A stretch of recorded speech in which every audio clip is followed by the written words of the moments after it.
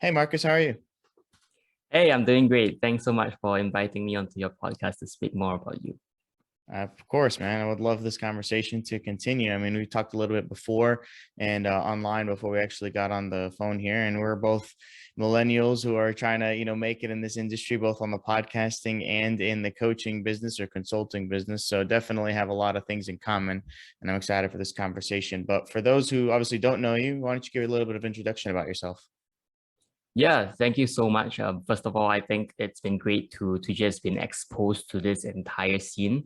Podcasting has connected the both of us obviously to come onto here and speak more. But basically, how I got started was because I've always thought about starting my own hustle. I'm not sure about you, Mhm. but so I kind of dabbled in a few different areas. I tried blogging. That didn't go very well for me. And then I went to join a startup with my friend. He was actually selling watches. And that kind of sparked my entire personal growth journey because I had to manage a team and I had to, do all the goal setting, Mhm. productivity stuff. That was really how my space got started. And I happened to be hosting a podcast for them, right? And that really exposed me to the coaching scene. And Mhm. then after a while, I decided to leave that startup, and I was thinking, what can I be doing? And because I had been interviewing a lot of coaches, speakers, and I thought it was pretty interesting how I was able to help, the people in the problems that I once faced. That was when I decided to work with a coach myself to get everything started, honed in onto actually helping people in high performance when I first started out, right? So with like productivity habits, Mhm. the things I was struggling myself when I first started. Right. And then coincidentally, my first client actually managed to secure paid clients for himself. Was Nice. when I started to realize that I really enjoyed the business strategy elements, Mhm. incorporate that into what I was already doing. And so today, what I do is I help people who are interested to start their own service-based side hustles really get started to secure the first few paid clients. That's awesome. And I wanted to touch on the side hustles because a lot of people say, like the grind don't stop and side hustles and you got to have multiple levels of income, which is important. But how do you kind of know where to fall? Is it just that for you, you tried something, you didn't like it, you tried something else, like you said with blogging and then the watches, and you just kind of found this? Or was it concerted effort as you slowly got into the more and more self-development journey, you realize this is something that I really need to do? Yeah, so I think a very common mistake that I see a lot of people do is they try to just follow the shiny objects, the shiny Mhm. object syndrome, and I mean, if you go onto YouTube, every single few videos that you go through, you kind of get hit with the ad talking about a new opportunity, right? That you can make money somewhere. And I Mhm. think what people often fall trapped to is like they see where the money is and they chase that. So, there's like investing, there's like e-commerce, there's like drop shipping. And I think that's something that I personally fell into myself when I first started out. But over time, as I began exploring, as I started asking other people as well these questions of, how did you get into what you were doing? I think one common thread that I found is that they always kind of followed their heart, right? They came from within and not just looking at what are the external benefits that they could be gaining from. And that's what I usually tell my own clients now as well, is to not just follow. Sure, the opportunities are great. You should be looking at where there might be potentially hotspots that you can be following. But I think coming from a place of alignment where you really ask yourself, what are the things that you're good at? What are the things that you can foresee yourself doing for an extended period of time? Because Mhm. the side hustle is not gonna, get you overnight success, right? You're gonna have to grind Right. it out. And the potential hiccup which might come is if you jump into an opportunity which you're just chasing the money and the money doesn't come straight away, you kind of just chuck it one side. Yeah, so for me, I would say initially I also fell to that shiny object syndrome, but Mhm. over time, what I've realized is to come from a place of alignment to see, what are your strengths, what are your Mhm. passions, and really come from there to then, eventually just settle on one. Obviously, you need to try it out and see how it goes. But I would say asking yourself what are the things that you can be working on is the most effective. Yeah, and I love that answer because that's, I mean, touches on two of the five categories that I kind of have in this podcast, where money obviously is the big one, but also like career slash purpose, and you can throw passion in that as well, Yeah. something that you love doing, something that'll motivate you to do it every day. Because like I said, it's not overnight. It takes a while, it takes time, it takes concerted effort. And if you're doing that while going to school or you're doing that while working a full-time job, then it needs to be something that excites you to continue working on it after your 40, 50, 60 hour work week. So I always like to see how my guests define success in terms of those five categories. Obviously, the other three being physical, mental health, relationships, and then overall happiness, and just to see their perspective, because it sounds like, at least the two of those are high on your ranking. Yeah, but I was actually looking at the five categories of yours as well. And I think um, one of the things that one of the first things that came to mind was I found it hard to kind of differentiate between relationships and happiness, because I think for me, I personally value family a lot, Hmm. right? So my happiness kind of stems from that family time of like, or like Interesting. spending time with Okay. my loved ones. So if you ask me personally, I think those two kind of comes hand in hand, right? Like the family and the Hmm. relationships aspect as well as happiness. And then I think after that, for me, would be health, right? In terms of physical, mental, because what I've realized is that you kind of need that as a foundation for you to continue grinding or continue putting in the Hmm. hard work. Like for example, like for me nowadays, I usually start my day off with just like a workout or like a short like 10-minute exercise just to get my body ready for the day. Hmm. And I feel a bit weird if I don't do that after I've built up the habit over time, right? Because it really sets my day up. And I think that's the foundation that I like to have.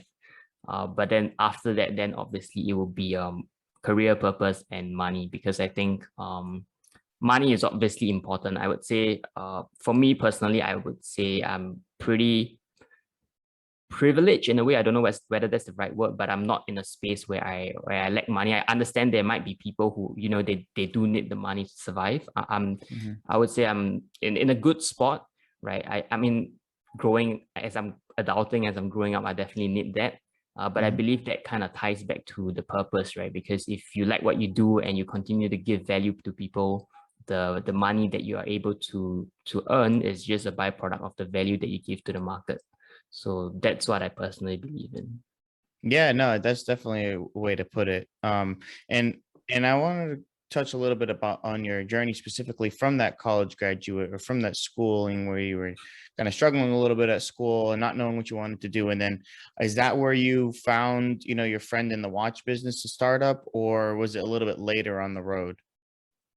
Yeah, that's a great question actually. I think that period of not knowing what to chase happened around year 2 to 3, as people are starting to think about, what jobs they can go into. Hmm. For context, I'm actually in the last semester of my school now. So I'm actually Nice. graduating at the end of the year. But where maybe just a little bit more context and background. In the first year, I was kind of interested. I was already interested to explore entrepreneurship, right? So I actually went to explore the VC space to Hmm. to look at the investor's perspective. But after a while, after exploring the space, I realized I like the more operational side of things. So that was when I started casting my net and looking at the opportunity. So that was when I joined my friend's business. I would say even at that point in time, I was still lost. Hmm. Yeah, so when I was doing the podcast for the business, I was posing the same questions to a lot of my guests. I was asking them, how do you, get to where you are today? How do you figure out what you wanted to do? The interesting thing was that they always said that they didn't know as well. Hmm. It was through the constant probing, the actions that they took, Hmm. trying out the different things that they eventually did, that they kind of took the little pieces and they pieced it together. So Hmm. I would say at my stage now, I've learned something. I think there are more things to learn. But I think for people who are listening and might be feeling a bit lost, the consolation is that you do need to try different things, and it's not something that you'll figure out in maybe a month or years. It might take a few years to eventually arrive at that sweet spot that you might want to chase, right? Oh, for sure, 100%. I mean, if you look at the Gardner surveys that they do, it's roughly every 20 years, people in the workforce, at least here in America, that they just switch their entire career. They do something totally different.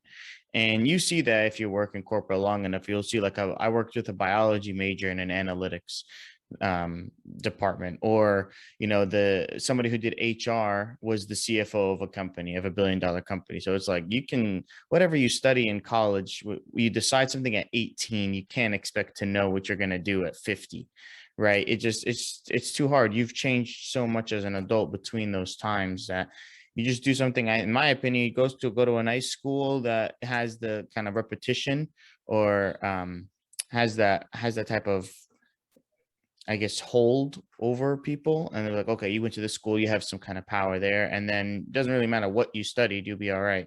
You just keep trying new things, try different roles, and eventually you'll find something that you really like, whether that be through corporate, whether that be through side hustles that you can eventually scale. And that's why I think it's also important to have side hustles. I know it's something you're extremely passionate about, and I want to hear your opinion of why it's so important to have side hustles.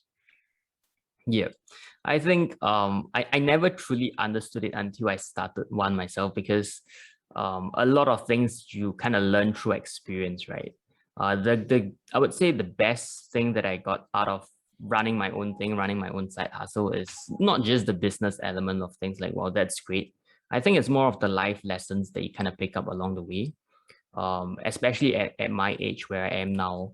I kind of grew up in the education system where Mhm. things were handed to me, right? Like everything was, you got a deadline that you have to work towards. There are like steps that you are given to you.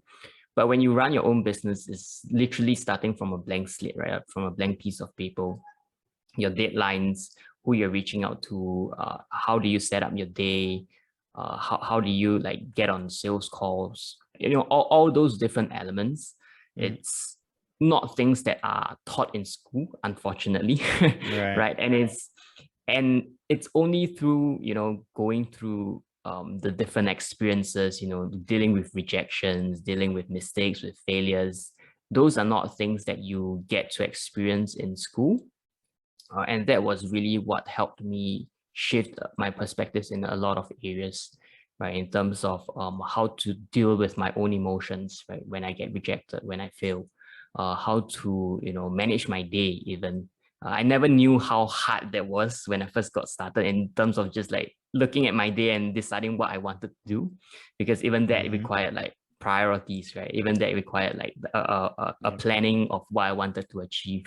So I think starting a side hustle gives you that space, and because it's not your main job per se, it's something that you can afford to fail in a certain way.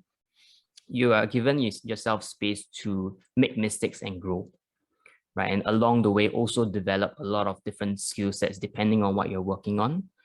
That eventually, I would say, translates to whatever you're working on at the moment, be it school, be it 9 to 5 or whatever it is. Yeah, and I definitely want to dive into productivity tips a little bit later, but I wanted to circle back a little bit on the side hustle and ask you about the first thing you wanted to start on, or the first thing that you coach your clients on. Is it finding something that they're truly passionate about? Because sometimes that's hard for people to find out and really nail down. Hmm. This is something that I like more than a hobby, and it's something I want to make money off of. Or is it, the other sides of business, the sales, the marketing, dealing with rejection, kind of standardizing procedures, those types of business centric, we'll call it, skills that, like you said, they don't teach in school. So which side of those would you coach your clients on first in terms of getting that skill set? Right. So I usually start off, my very first session is always going through the mindset element of things.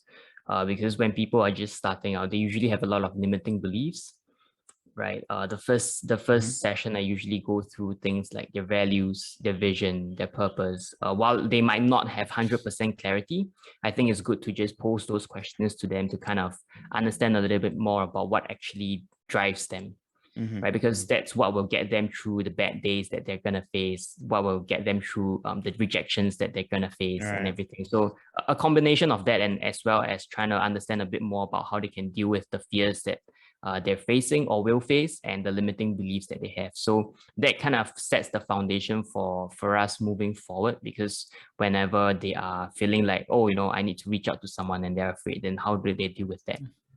So what I found that's very effective in terms of just laying the foundation of mindset. And then the next step would be to find their niche or find their idea. I mean, how I usually go at it. I have this thing. It's kind of an adaptation from Ikigai. I'm not sure whether are you familiar with Ikigai? No, I'm not actually. It is basically a Japanese concept trying to find life's purpose. I Okay. kind of adapted that into what I call the triple S formula. So it's story, strengths, and skills. Okay. So based on this, then we will be able to find out, story kind of have the elements of like purpose, your vision, your values, your passion, things like that. And then coming from a place of strengths as well as skills, because if you don't have your story, you find it hard to connect with the thing, right? Then you find yourself like chasing all the shiny objects. Right. If you don't have strengths, you find it very difficult to excel in the long run. Whereas if you don't have skills, you'll find it very hard to monetize, because then people can't exactly learn much from you. So that's kind of the process that I usually bring my clients through, which kind of eventually helps them come up with something that is both aligned with them, and is also because a place of strength as well as skill helps them eventually monetize that, and there's demand from other people from it. So the way I understand it, strengths is more like core competencies in, let's take financial consulting or something that I also do. Like that would be the strength. The skill would then be the marketability, the sales, the lead generation of that consulting business. Or I guess I'm not confused. I'm confused a little bit on the linkage between, or the differences between strength and skills. Yeah. So skills is something that kind of can be developed over time.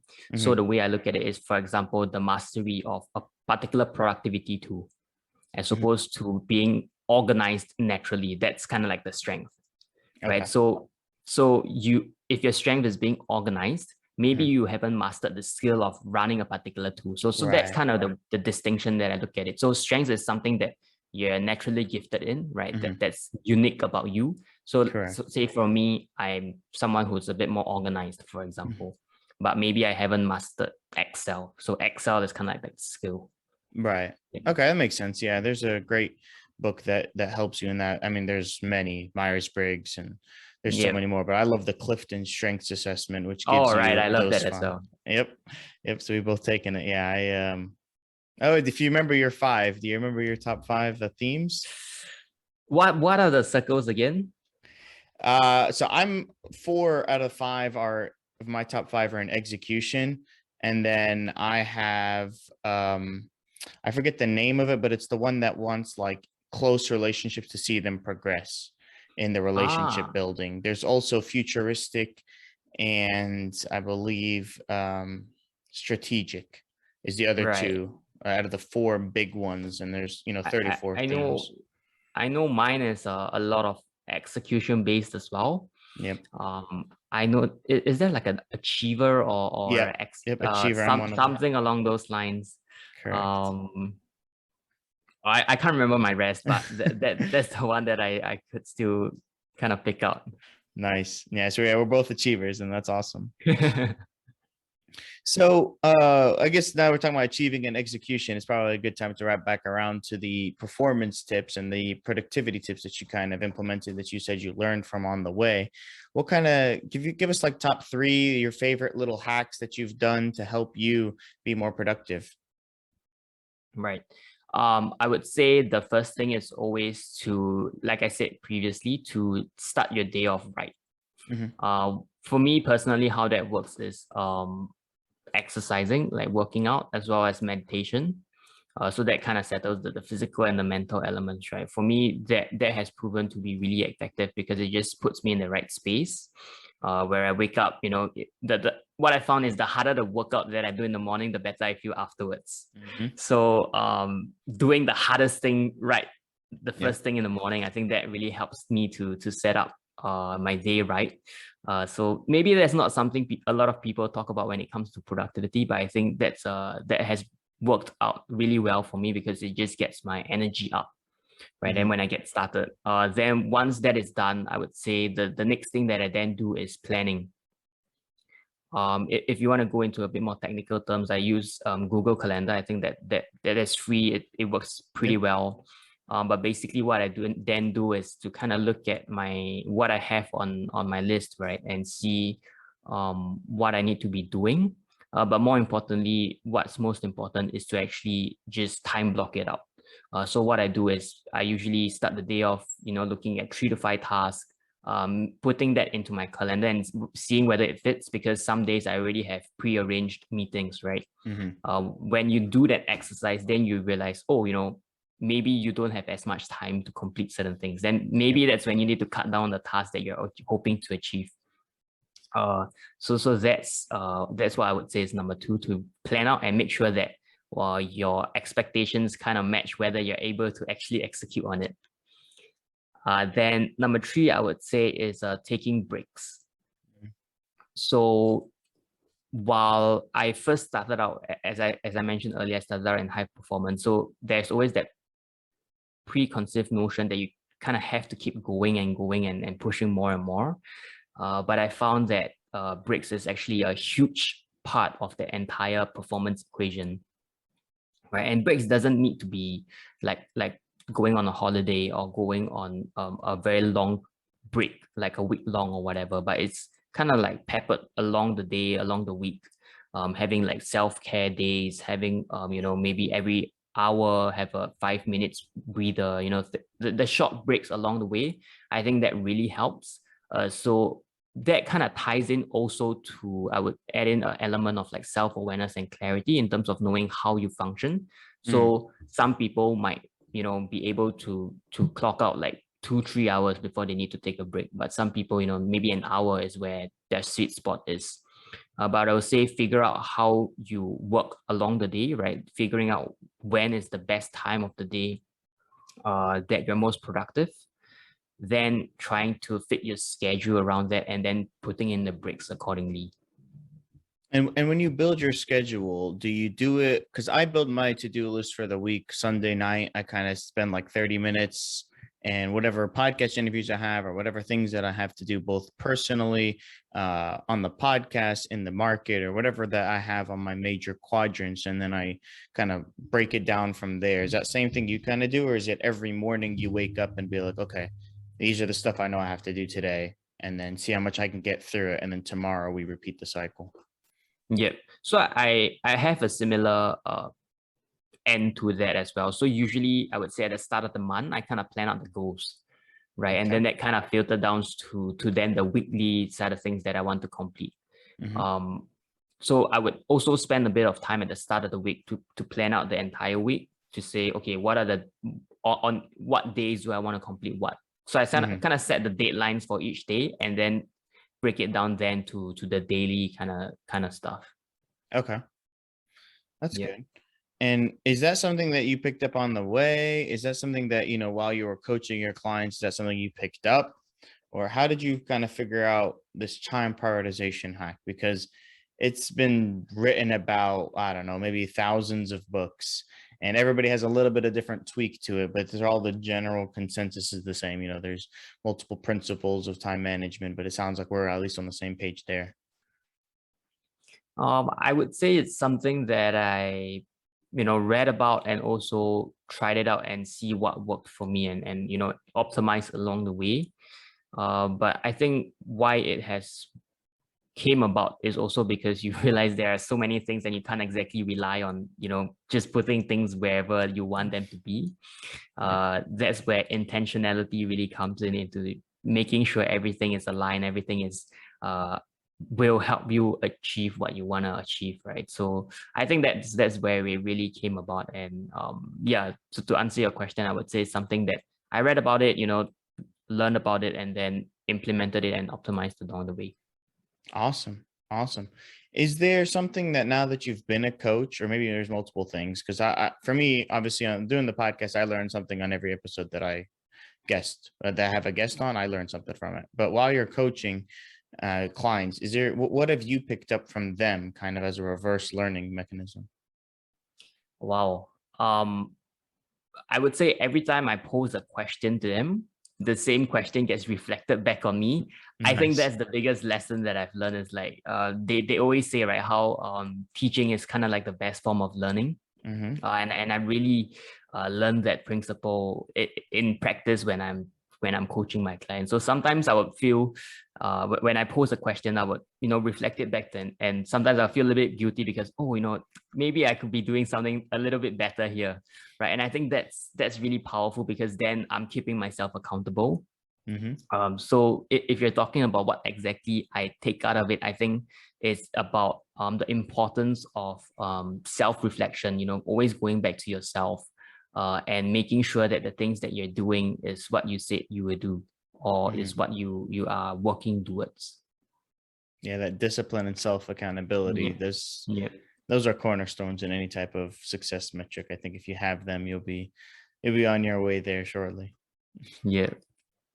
So I always like to see, you had mentioned you read some books. Obviously, you had done some a little bit of courses as well on your journey to learning. But I always like to ask everybody if they can provide some recommendations to the audience, whether it be books, podcasts, YouTube videos, whatever that you source of learning, continued learning that you do, so that other people can kind of check it out and learn from as well. Yep. I think one of my favorite books is Never Split the Difference by Chris Hmm. Voss. Hmm. That's about sales. If you're talking about mindset sort of stuff, I think Grit by Angela Hmm. Duckworth. That's a Awesome really book. great book as well. Yep. And one of my favorite podcasts is actually The Mindset Mentor by Rob Dow. Not sure whether you've heard of that before, I but have not actually. it's a very um it's been going on for quite a while, and the things that are mentioned in that podcast is really good. So yeah, I think those are the top three things that come off the top of my head. Yeah, I've started Chris Voss's Mastermind, and I definitely have the Oh. book on my list, but I need to finish it, or I need to get it and then read it. But Grit by Angela Duckworth is an awesome book. I have that right behind me on this bookshelf. It's an awesome book. It really speaks to Yeah, me. Never Split the Difference is an amazing book. It's Yeah. really good. I'm gonna have to check that out and the Mindset Mentor podcast for sure. So there's something that again that I always learn from the guests. That's why I Yeah. love doing this. Speaking of podcasts, and I know you host one as well. This is where can they find you and listen to your journey some more? Yeah, so I think mainly my main platforms for now are Instagram and LinkedIn. My handle is the same across both at Marcus Cheu, so MarCuscheu. And like you said, I also run my own podcast, High Performance Hacks for Side Hustlers. So you can key that in into Spotify, Apple Podcasts, you'll be able to see that as well. But yeah, I think other than that, if your listeners has anything regarding side hustlers starting a online service business and they need any tips or anything, feel free to DM me on Instagram or LinkedIn, and I'll be happy to help. No, for sure. I definitely have all those links in the show notes for sure. And I think it's important because a lot of people they feel like they can invest when they're in the side hustle stage because they just don't have any capital or time. And so you're providing that service for them when they're still trying to get started, getting them first few clients, giving them that confidence, as well as some actual revenue is something that is very needed to get started because you need those first few wins when you get started in order to feel that you belong and you don't have that imposter Yeah, that's syndrome. for sure. Yeah. So you're doing awesome work, Marcus, and I love this conversation. I appreciate it, and hopefully would love to have you back on the show in a later date. Yeah, thanks so much, Sammy. This was a really great conversation. Thank you for inviting me once again onto this show as well. Of course.